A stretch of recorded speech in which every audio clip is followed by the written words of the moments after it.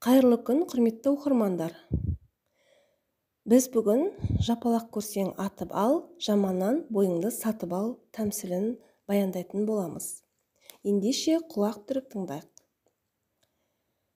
Күндерде бір күн Сүлеймен патша алтын күміспен көмкерілген ақ ордаларда отыра жалықтым. Енді маған әдемі қырналған ақ сүйектен, кемігі жоқ қақ сүйектен, ылғи ғана бас сүйектен, сарғаймаған жас сүйектен сарай салынсын, деп бұйырады. Сарайдың бірінші қабаты әйелдердің, екінші қабаты еркектердің, үшінші қабаты құстардың бас сүйегінен қалансын. Адамдар мен құстардың әрбір 6 ағайындысының 3-інің басы, 5 ағайындысының 2-інің басы, 3 ағайындылардың 1-інің басы алынатын болыпты. Хан жарлығы 2 бола ма? Сонымен қаһарлы ханның қайырымсыз жарлығы орындала бастайды. Күндерде бір күн кезек 3 ағайынды үкілерге келіп, патша жарлығы бойынша ең кенже інісі байғыздың сүйегін апарып берер уақыт жетеді.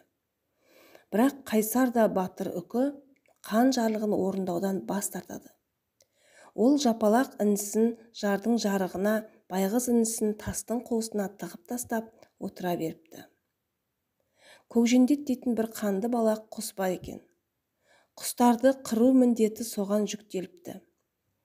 Ол хан сарайындағы кәрі самұрықтың ең сенімді қолғанаты екен. 3 ағайындының біреуін алу үшін көкжендет бір күні үкіге жетеді. Келе екілене дауыстайды. Балақ жүнің балпиып, жалғыз өзің жалпиып, батырымсып талтиып, құлағыңды қалқитып, екі ұртыңды салпитып, неге отырсың шалқиып? Үкі үн қатпайды. Көкжендет сестене әкіреңдейді. Хан жарлығын неге орындамайсың? Байғыздың басы қайда? Тап, дейді. Үкі қос құлағын тікірейтіп алады да, кет дегендей жуан шеңгелмен сермеп қалады. Жармаса кетсе жазым боларын сезген жендет құс, қап бәлем, патшаға айтпасам ба, деп кете барады. Сол бетімен келе жатса, ағасының айтқанын орындамай, тығылып жатқан жерінен шығып, жапалақ жалп-жалп етіп, жар басында ойнап жүр екен. Көкжендет көре салып, жапалақтың қасына жетіп келеді де.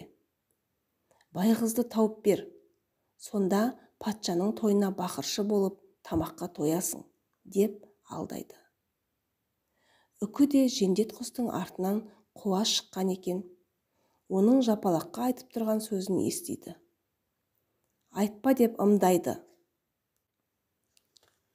Бірақ әрі қорқақ, әрі опасыз жапалақ тастың қуысына тығылып жатқан інісі байғызды жау қолына ұстап береді. Міне сол күннен бастап жапалақ үкі маңына жоламай кетіпті.